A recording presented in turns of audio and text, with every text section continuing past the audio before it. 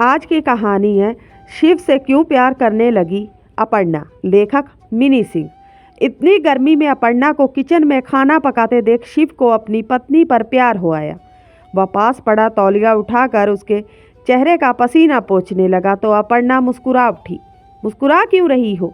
देखो गर्मी कितनी है। मैंने कहा था बाहर से ही खाना ऑर्डर कर मंगवा लेंगे, लेकिन तुम सुनती कहाँ हो।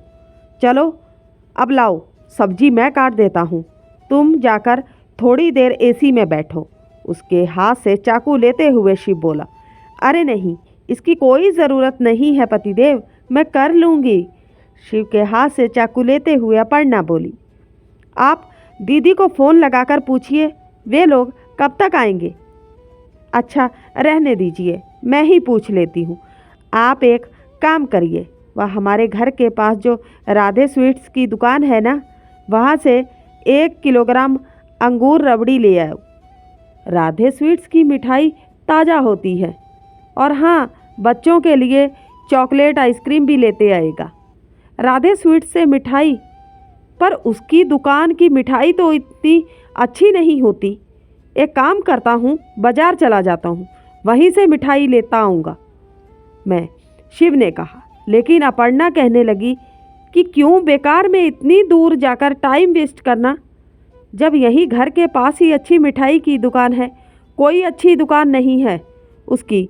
पिछली बार याद नहीं कितनी खराब मिठाई दी थी उसने, फेंकनी पड़ी थी। अब एक ही बात को कितनी बार रटते रहोगे तुम। मैं कह रही हूँ ना, अच्छी मिठाई मिलती है वहाँ। अपर्णा थोड़ी इरिटेट हो गई। अच्छा भाई ठीक है, मैं वहीं से मिठाई ले आता हूँ, अपर्णा का मूड भांपते हुए शिव बोला। लेकिन उसका मन बाजार से जाकर मिठाई लाने का था। और भी कुछ सामान मंगवाना है तो बोल दो, वरना बाद में कहोगी यह रह गया वह रह गया। नहीं, और कुछ नहीं मंगवाना, बस जो कहा है वह ले आओ। बोलकर अपर्णा अपनी दीदी को फ़ोन लगाने लगी। पता चला कि उन्हें आने में अभी घंटा भर तो लग जाएगा। ठीक ही है, चलो फ़ोन रख, बड़बड़ाते हुए वह किचन में चली आई। तब तक शिव मिठाई और आइसक्रीम लेकर आ गया तो अपर्णा ने उसे फ्रिज में रख दिया ताकि गर्मी की वजह से वह ख़राब ना हो जाए।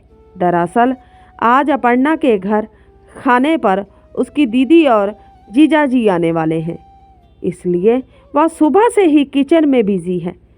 अपर्णा की दीदी बेंगलोर में रहती हैं। बच्चों की छुट्टियों में वह यहाँ अपने मायके आई हुई है, इसलिए शिव और अपर्णा ने आज उन्हें अपने घर खाने पर इनवाइट किया और उनके लिए ही ये सारी तैयारियां हो रही हैं। अपर्णा का मायका यहीं दिल्ली में ही है।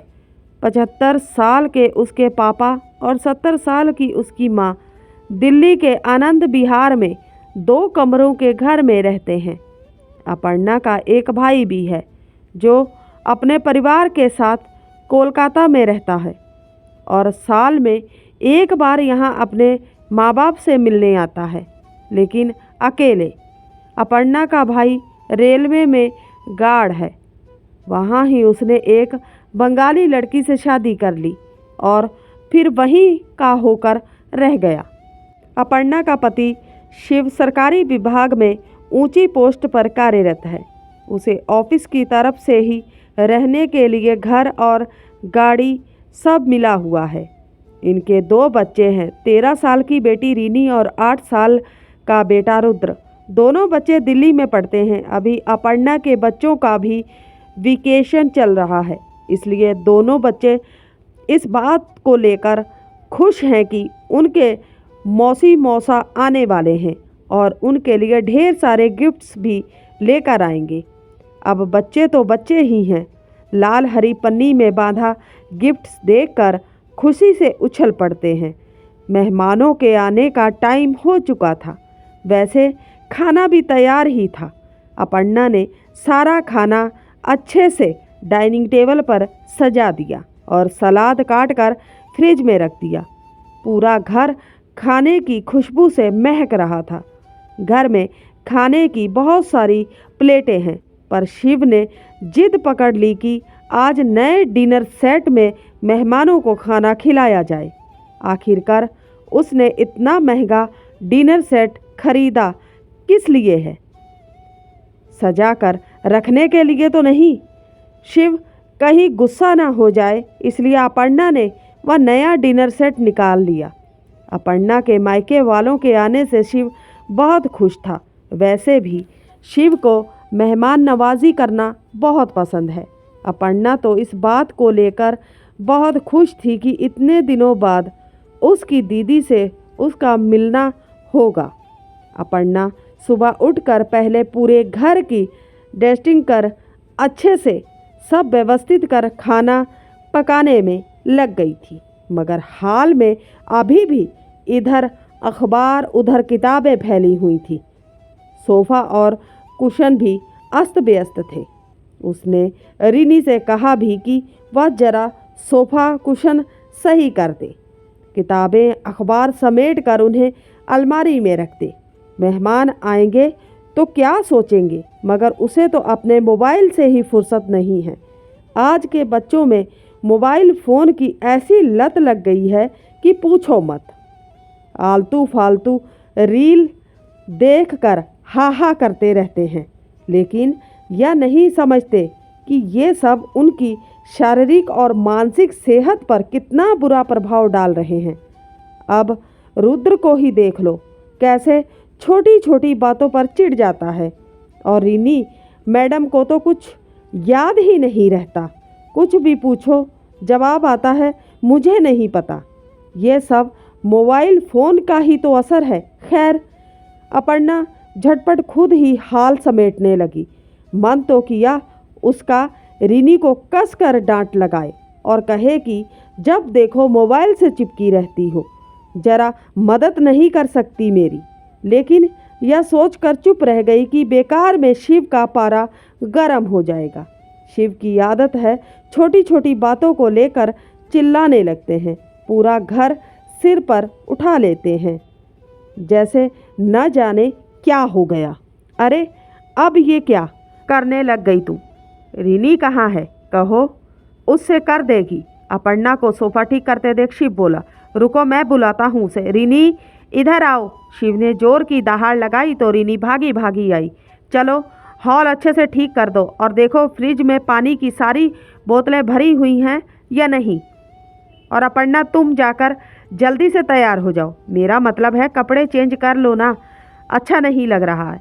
अब इन कपड़ों में क्या खराबी है? शिव की बातों से अपर्णा को चिढ़ हो आई कि यह पति है या उसकी सास, जब देखो पीछे ही पड़ा रहता है। अब सोचने क्या लग गई? जाओ ना, आते ही होंगे वे लोग। शिव ने फिर टोका। अच्छा ठीक है कहकर अपर्णा कमरे में चली गई और शिव खाने की व्यवस्था देखने लगा कि सब कुछ ठीक तो है ना। कभी कभी शिव का औरताना व्यवहार अपर्णा के मन में चिड़चिड़ाहट पैदा कर देता। छुट्टी के दिन शिव पूरी किचन की तलाशी लेगा कि फ्रिज में बासी खाना तो नहीं पड़ा है, किचन में कोई चीज़ बर्बाद तो नहीं हो रही है। आटा, दाल, तेल, मसाला वगैरह का डब्बा खोल खोल कर देखेगा कि कोई चीज़ कम तो नहीं हो गई है। मन करता है अपर्णा का कि कह दे कि जो काम तुम्हारा नहीं है उसमें क्यों घुस रहे हो, लेकिन वही लड़ाई झगड़े के डर से कुछ बोलती नहीं है। दरवाजे की घंटी बजी तो शिव ने ही दरवाज़ा खोला और आदर के साथ मेहमानों को घर के अंदर ले आया। तब तक अपर्णा सब के लिए गिलासों में ठंडा ले आई और सबके हाथ में गिलास पकड़ाते हुए वह भी अपना गिलास लेकर अपनी दीदी की बगल में बैठ गई। दोनों बहनें कितने दिनों बाद मिली थी तो बातों का सिलसिला चल पड़ा। उधर शिव और अपर्णा के जीजाजी भी यहाँ वहाँ की बातें करने लगे। बच्चे एक कमरे में बैठकर टीवी का मज़ा ले रहे थे और बीच में आकर फ्रिज से कभी आइसक्रीम तो कभी ठंडा और आलू चिप्स लेकर चले जाते। बातों में लगी अपर्णा रिनी और रुद्र को इशारे से मना करती कि बस अब ज़्यादा नहीं, खाना भी तो खाना है ना। उसकी दीदी उसे टोकती कि जाने दो ना, बच्चे हैं एंजॉय करने दो उन्हें। खूब हा हा ही चल रही थी। घर का माहौल काफ़ी खुशनुमा बना हुआ था। शिव ने इशारे से अपर्णा से कहा कि अब खाना लगा दो, भूख लगी होगी सबको। सब लोगों ने खाना खाया। खाने के बाद अपर्णा सबके लिए अंगूर रबड़ी ले आई। सबसे पहले अंगूर रबड़ी का कटोरा शिव ने उठाया, लेकिन पहला चम्मच मुंह में डालते हुए उसका मूड खराब हो गया। उसने अंगूर रबड़ी का कटोरा इतनी जोर से टेबल पर पटका कि छलक कर मिठाई टेबल पर फैल गई। अपर्णा ने सहमते हुए पूछा, क्या हुआ? पूछ रही हो क्या हुआ? तुमसे कहा था ना जाकर बाजार से मिठाई ले आता हूँ, लेकिन नहीं, तुम्हें तो बस अपनी ही चलानी होती है, किसी की सुनी हो। लो अब तुम ही खाओ या घटिया मिठाई। मिठाई का पूरा डोंगा अपर्णा की तरफ बढ़ाते हुए शिव जोर से चीखते हुए कहने लगा कि यह औरत कभी मेरी बात नहीं सुनती, अनपढ़ गंवार की तरह किसी की भी बातों में आ जाती है। अपर्णा को जिस बात का डर था वही हुआ।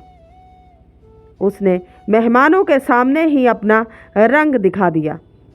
शिव के अचानक से ऐसे व्यवहार से अपर्णा की दीदी और जीजाजी दोनों अवाक रह गए।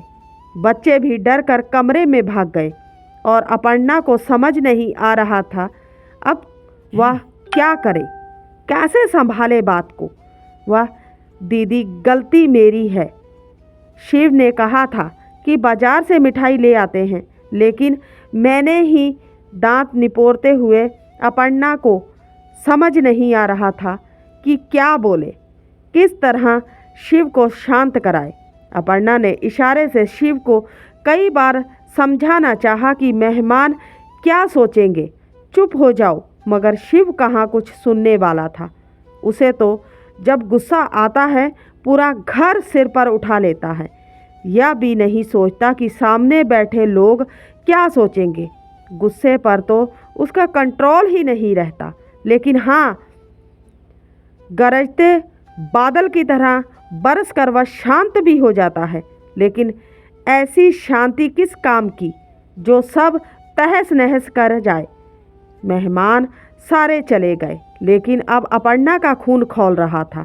गुस्सा शांत होते ही शिव को अपनी गलती का एहसास हुआ और उसके लिए उसने अपर्णा से माफ़ी भी मांगी, लेकिन अपर्णा ने उसकी बातों का कोई जवाब दिए बिना कमरे में जाकर अंदर से दरवाज़ा लगा लिया।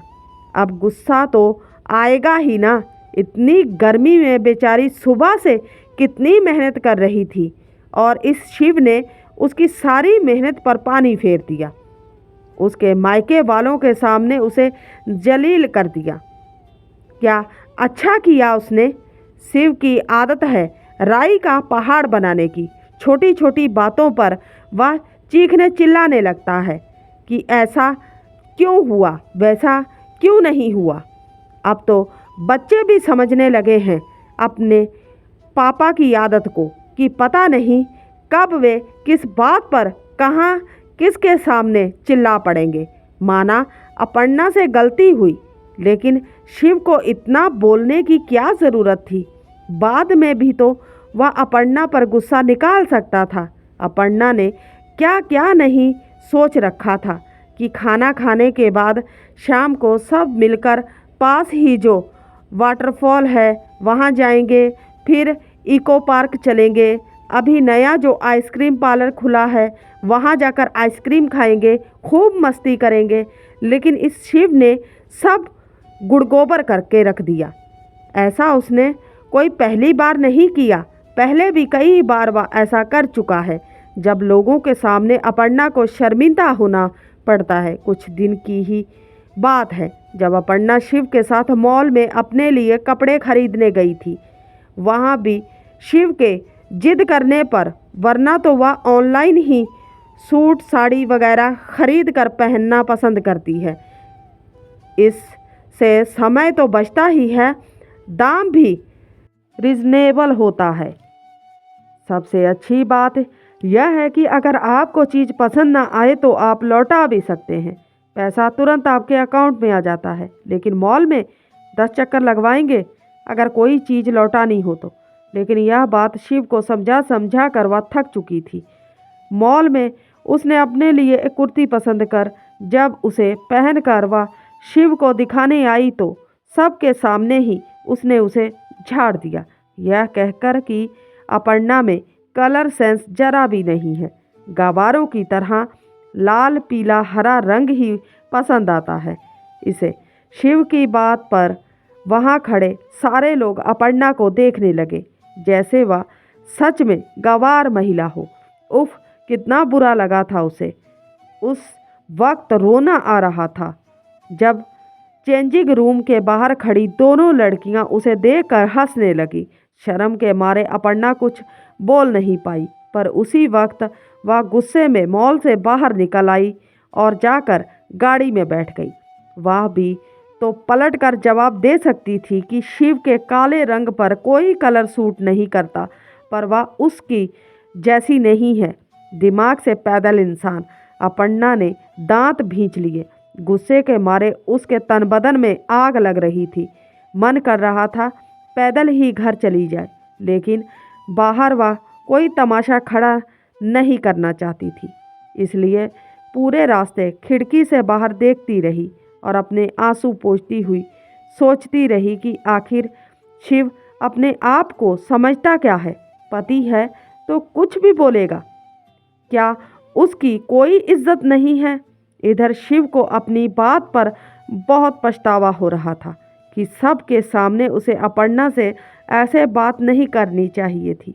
अपर्णा, सुनो ना, मेरे कहने का वह मतलब नहीं था।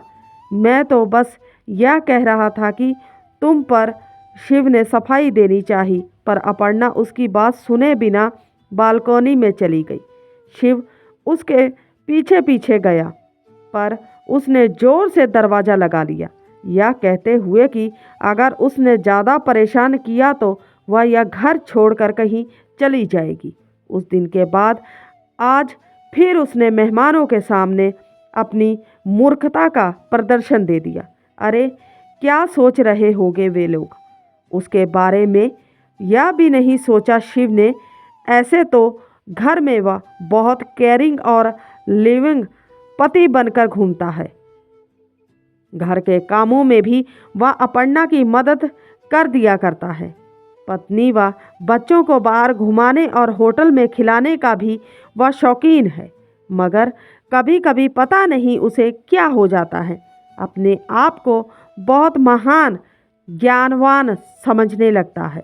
अपर्णा को मूर्ख गंवार लोगों के सामने डांट कर कहीं वह यह तो साबित नहीं करना चाहता कि वह मर्द है और अपर्णा औरत।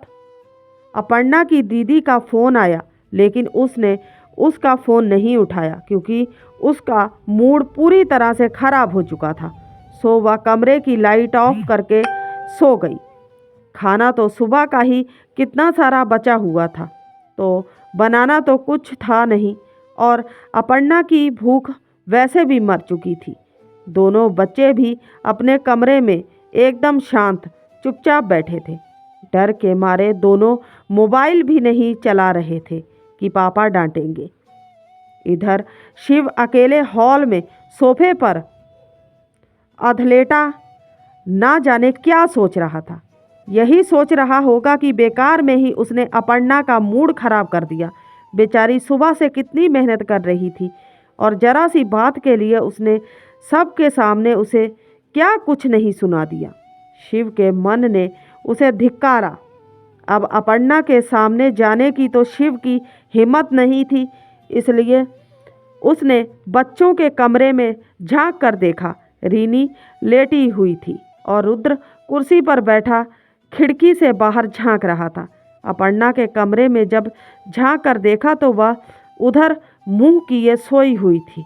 शिव को पता है वह सोई नहीं है, शायद रो रही होगी या कुछ सोच रही होगी। यही कि शिव कितना बुरा इंसान है। हाँ, बहुत बुरा हूँ मैं। बेकार में मैंने अपनी बीवी का मूड खराब कर दिया। अपने मन में सोच शिव अपर्णा का मूड ठीक करने का उपाय सोचने लगा। रिनी बेटा, जरा एक कप चाय बनाओ। तो अपर्णा के कमरे की तरफ मुंह करके शिव बोला, ताकि वह सुन सके कि शिव को चाय पीनी है। लेकिन डायरेक्ट अर्पणा से बोलने की उसकी हिम्मत ना पड़ी, इसलिए बेटी को आवाज़ लगाई, बेटा चाय में ज़रा चीनी डाल देना, लगता है शुगर कम हो गई, सिर में दर्द हो रहा है मेरे। यह बात भी उसने अपर्णा को सुना कर कही, ताकि वह दौड़ी चली आए और पूछे कि क्या हुआ, सिर दर्द क्यों कर रहा है तुम्हारा? तबीयत तो ठीक है तुम्हारी, लेकिन ऐसा कुछ नहीं हुआ, क्योंकि अपर्णा को सब पता था कि शिव सिर्फ नाटक कर रहा है। इधर शिव मन ही मन झटपटा रहा था अपर्णा से बात करने के लिए। वह उससे माफ़ी मांगने के लिए भी तैयार था। आज अपर्णा का गुस्सा 7वें आसमान पर था। अपर्णा ने फ़ोन कर रिनी को चुपके से समझा दिया कि वह और रुद्र खाना खा लें, उसे उठाने ना आए। इधर शिव इस बात से परेशान हो रहा था कि अपर्णा अब तक भूखी है। वैसे भूख तो उसे भी लगी थी, मगर अकेले खाने की उसकी आदत नहीं है। शिव खुद को ही कोसे जा रहा था। उसने ऐसा क्यों किया? रिनी से कहा कि वह जाकर मम्मी को खाने के लिए उठाए, पर रिनी कहने लगी कि मम्मी बहुत गुस्से में हैं, इसलिए वह उठाने नहीं जाएगी। अब शिव क्या करे, समझ नहीं आ रहा था उसे पता है अपर्णा को जल्दी गुस्सा नहीं आता, लेकिन जब आता है फिर वह किसी के बाप की नहीं सुनती। लेकिन शिव इसके एकदम उलट है। जितनी जल्दी उसे गुस्सा आता है, उतनी जल्दी भाग भी जाता है। उसकी एक खूबी यह भी है कि भले ही वह अपर्णा से कितना भी लड़ झगड़ ले, पर कभी उसे बात बंद नहीं करता। लेकिन अपर्णा कई दिनों तक शिव से बात नहीं करती। शिव का कहना होता है कि भले ही उसकी गलती के लिए अपर्णा और कुछ भी करे, पर बात बंद ना करे। उसे जिंदगी वीरान लगने लगती है अपर्णा के बिना। बहुत प्यार करता है वह अपनी पत्नी से, मगर उसका अपने गुस्से पर ही कंट्रोल नहीं रहता, तो क्या करे बेचारा। खैर, अब जो हो सो है। गलती हुई शिव से, मगर अब वह उस बात को पकड़े बैठा तो नहीं रह सकता ना। और कई बार माफ़ी तो मांगी ना उसने अपर्णा से। अब क्या करे, जान दे दे अपने मन में सोच शिव ने अपना माथा झटका और अपने रोज की दिनचर्या में लग गया। मगर अपर्णा के दिमाग में अब भी वही सब बातें चल रही थी कि शिव ने ऐसा क्यों किया, उसकी दीदी जीजाजी क्या सोच रहे होंगे उनके बारे में, वगैरह वगैरह। यह बात बिल्कुल सही है कि पुरुषों के मुकाबले औरतें ज़्यादा टेंशन लेती हैं। ऐसा क्यों हुआ, वैसा क्यों नहीं हुआ, जैसी बातें उनके दिलो दिमाग से जल्दी गायब नहीं होती, बार बार उन्हीं बातों में उलझी रहती हैं। जबकि पुरुष फाइट या फ्लाइट, यानी लड़ो या फिर भाग जाओ पर यकीन रखते हैं। अब शिव में इतनी हिम्मत तो थी नहीं कि अपर्णा से लड़ पाता, इसलिए वह दूसरे कमरे में जाकर सो गया, ताकि उसे देखकर अपर्णा का गुस्सा और ना भड़क जाए। मगर अपर्णा बार बार कभी किचन में बर्तन पटक कर, कभी फ़ोन पर किसी से गुस्से में बात करके, या कभी बच्चों को डांट कर या दर्शाने की कोशिश कर रही थी कि वह उस बात के लिए शिव को माफ़ नहीं करेगी। अपर्णा की माँ का फ़ोन आया तो मन तो किया उसका शिव की खूब बुराई करे और कहे कि कैसे इंसान के साथ उन्होंने उसे बांध दिया, लेकिन क्या फ़ायदा, क्योंकि उसकी माँ तो अपने दामाद का ही पक्ष लेगी। घड़ी में देखा तो रात के 11 बज रहे थे। गुस्सा आया अपर्णा को कि ऐसे तो तुरंत 11-12 बज जाता है, और आज घड़ी भी जैसी ठहर गई है। नींद भी नहीं आ रही थी उसे।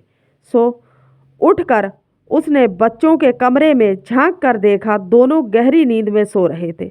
जब शिव के कमरे में झांक कर देखा तो फ़ोन देखते देखते चश्मा पहने ही वह सो गया। मन किया अपर्णा का उसका चश्मा उतार कर टेबल पर रख दे, मगर उसका गुस्सा अभी भी उसके सिर पर सवार था। भूख के मारे पेट में वैसे ही जलन हो रही थी। किचन में गई भी, मगर उसका गुस्सा उसकी भूख से ज़्यादा तेज था। सो एक गिलास पानी पीकर वह कमरे में आकर सोने की कोशिश करने लगी, मगर नींद भी नहीं आ रही थी उसे। देखो कैसे आराम से खा पी कर सो गया, कोई चिंता है मेरी, एक बार पूछने तक नहीं आया खाने के लिए। बेड पर लेटी लेटी अपर्णा बड़बड़ाए जा रही थी। गुस्से में तो थी ही, भूख के मारे और तिलमिला रही थी। अब शिव ने माफ़ी तो मांगी ना तुमसे, फिर इतना क्या गुस्सा दिखा रही हो? हाँ, माना कि उसे मेहमानों के सामने तुमसे इस तरह से बात नहीं करनी चाहिए थी, और उसकी छोटी छोटी बातों पर एकदम से चीखने चिल्लाने लगना तुम्हें जरा भी पसंद नहीं। लेकिन उसकी कुछ अच्छी आदतें भी तो हैं ना, उन्हें भूल गई तुम? अभी पिछले महीने ही जब तुम्हारे पापा को हार्ट अटैक आया था, तब कैसे अपना सारा काम काज छोड़कर शिव उनकी सेवा में लग गया था। पैसे से लेकर क्या कुछ नहीं किया उसने तुम्हारे पापा के लिए। रात रात भर जागकर उसने तुम्हारे पापा की सेवा की थी, तब जाकर वे अस्पताल से ठीक होकर घर आ पाए थे। और आज भी जब भी उन्हें कोई ज़रूरत पड़ती है, शिव एक पैर पर खड़ा रहता है उनकी सेवा में। हर 3 महीने पर वह तुम्हारे पापा को शुगर बीपी चेक कराने लेकर जाता है, डॉक्टर को दिखाता है, कितना भी बिजी क्यों ना हो। लेकिन उनसे यह पूछना नहीं भूलता कि उन्होंने समय पर दवाई ली या नहीं, वे रोज़ सुबह वॉक पर जाते हैं या नहीं। कौन करता है इतना? बोलो ना, दामाद होकर वह बेटे जैसा कर रहा है, कम है क्या?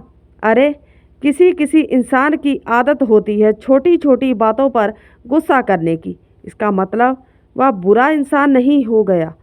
शिव थोड़ा सख्त और गुस्सैले मिजाज का है, मानता हूँ मैं, पर इंसान वह कितना अच्छा है या भूल गई तुम?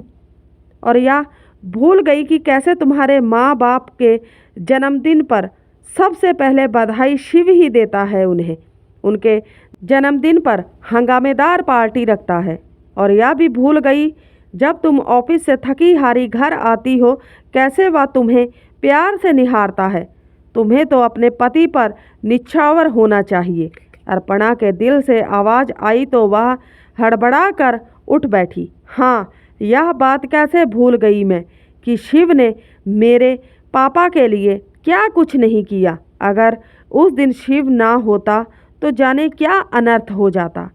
उसने रात दिन एक करके मेरे पापा की जान बचाई, यहाँ तक कि अस्पताल में उसने पापा के पैर भी दबाए। नर्स ने उसे पापा के पैर दबाते देखकर कहा भी था कि कैसा श्रवण बेटा पाया है पापा ने। लेकिन जब उस नर्स को पता चला कि शिव उनके बेटे नहीं दामाद हैं, तो वह हैरत से शिव को देखने लगी थी। मैं भले भूल जाऊं, पर शिव रोज एक बार माँ पापा का हालचाल लेना नहीं भूलता है। कभी शिव ने मुझ पर किसी बात की बंदिशें नहीं लगाई, मुझे जो मन किया करने दिया, और मैं उसकी एक छोटी सी बात पर इतना नाराज़ हो गई कि उससे बात करना छोड़ दिया। ओह, मैं भी ना बहुत बुरी हूँ। अपने मन में सोच अर्पणा खुद को ही कोसने लगी। खिड़की से झांक कर देखा तो बाहर जोर की बारिश हो रही थी। चिंता हो आई उसे कि कल शिव को ऑफिस के काम से 2 दिन के लिए दूसरे शहर जाना है। बेचारा कितनी मेहनत करता है अपने बीवी बच्चों के लिए, हमारी हर सुख सुविधा का ध्यान रखता है, और मैं उसकी एक छोटी सी बात का तिल का ताड़ बना देती हूँ। अपर्णा अपने मन गिल्टी महसूस करने लगी। कभी नीम नीम, कभी शहद शहद, पिया मोरे पिया मोरे पिया। मन में गुनगुनाती हुई अपर्णा मुस्कुरा उठी। उसका सारा गुस्सा काफूर हो गया था। देखा तो शिव उधर मुंह कर सोए हुआ था। वह भी जाकर उसके बगल में लेट गई। शिव ने चेहरा घुमा कर देखा और मुस्कुराते हुए अपर्णा को अपनी बाहों में कैद कर लिया। अपर्णा भी मुस्कुराकर सुकून से अपनी आंखें बंद कर ली। तो धन्यवाद आज की कहानी सुनने के लिए। उम्मीद करते हैं आपको अच्छी लगी होगी। अच्छी लगी है तो सपोर्ट कीजिए। मिलते हैं किसी नई कहानी के साथ। तब तक के लिए बाय।